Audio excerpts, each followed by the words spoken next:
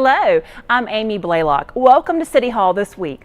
The city wants to hear from you as it begins to plan infrastructure improvements near Durham's future light rail stations. The first of 3 community meetings on the issue was held on October 28th. The goals of the improvements are to promote access to transit and to enhance neighborhoods and businesses around the future Durham-Orange Light Rail System stations. Those who attend the meetings will get a chance to learn about those improvements, share their ideas about how to make walking, biking, and riding the bus to the stations easier, and join other residents, businesses, and community groups in planning this initiative. The next 2 meetings will be held on Saturday, November 1st from 2 until 4 p.m. at the Holton Career and Resource Center, and on Thursday, November 6th from 6 until 8 p.m. at Asbury United Methodist Church. The Ninth Street Streetscape Improvement project is almost halfway finished. The city's Public Works Department wants to offer an update to anyone who plans to visit, shop, or do business in the area anytime soon. So the Ninth Street project is a public-private partnership between the City of Durham and CPGI Regency. The project will include streetscape, historic elements, landscaping, and new curb and gutter and sidewalk on the western side of Ninth Street. The $632,000 project is taking place between Main and Markham Streets and has been divided into phases. So we made great progress over the last few weeks. We've had really cooperative weather and we're nearing the 50% mark in terms of completion. There is still quite a bit of work that remains on the southern side of the project where we'll have to open up the street again and install new curb and gutter and continue installation of the street lights. The city is continuing to work closely with all stakeholders in the project to make sure everyone is aware of the work that has been completed and what still needs to be done. What you'll see is a repetition of what has occurred on the first 2 phases of the project. So phases A and B are roughly complete with the exception of some landscaping elements. So on the next 2 sections, phases C and D, you'll see the same work. The installation of street lights, the replacement of the sidewalk with the installation of brick pavers, as well as new curb and gutter and other decorative furniture and street elements. While the construction continues, plenty of parking will still be available. As of this week, visitors should have access to most of the parking along 9th Street.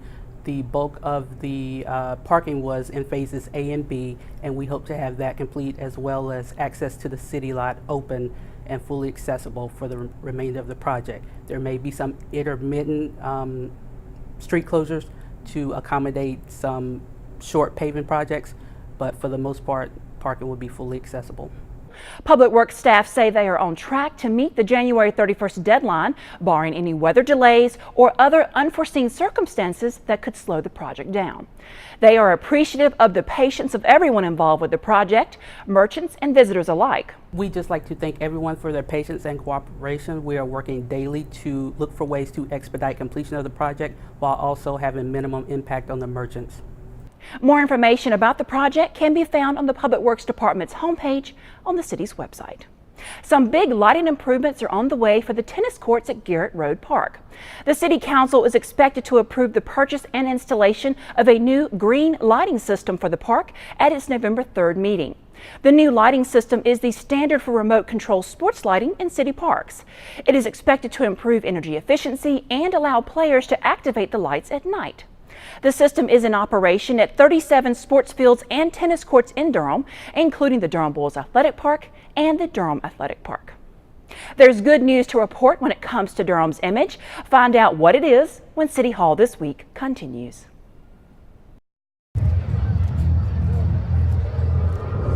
Looking for these? You drive buzzed. It could be one very expensive ride. First, you gotta make bail. Then pay me to get your car back. Your insurance premiums will go through the roof. And my legal fees just keep adding up. All told, it could end up costing you $10,000. Buzzed, busted, and broke. Because buzz driving is drunk driving.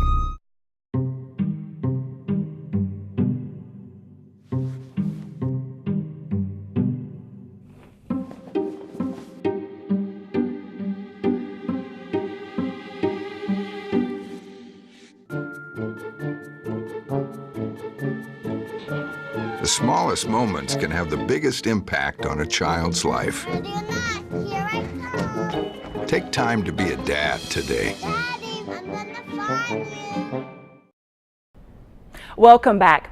The city is about to gain another piece of public art, this time in the form of a sculpture donated by Liberty Arts. City council members will accept the donation at their November 3rd meeting. The sculpture, called Winding Out, is currently on display in Central Park as part of the Bull City Sculpture Show. It's expected to be installed in the Parrish Street Plaza near two other ornamental wooden structures that require similar maintenance. The state of Durham's image is improving, especially when it comes to our neighbors' perceptions of us. That was the overall message delivered by Durham Convention and Visitors Bureau President Shelley Green during a presentation to the City Council on October 23rd. Green was reporting the results of the Bureau's State of Durham's Image Survey, which was conducted between January and May of this year. She said that overall, Durham residents had good things to say about their city as a place to live. Residents are generally very pleased with Durham as a place to live. And you can see here there's several different years of data there, the most recent being on the bottom. So we have about an 87% satisfaction, people that are either agree or strongly agree that they're pleased with Durham as a place to live. And it's also worth noting that the people who disagreed or strongly disagreed is at the lowest ever. So we came down a little bit in positive, but we also came down in the negative as well. That positive self-image is also carrying over to the way Wake and Orange County residents think about Durham as well. Though over time, since 1993, how this has really improved. So your negatives have gotten fewer and your positives have generally gotten stronger.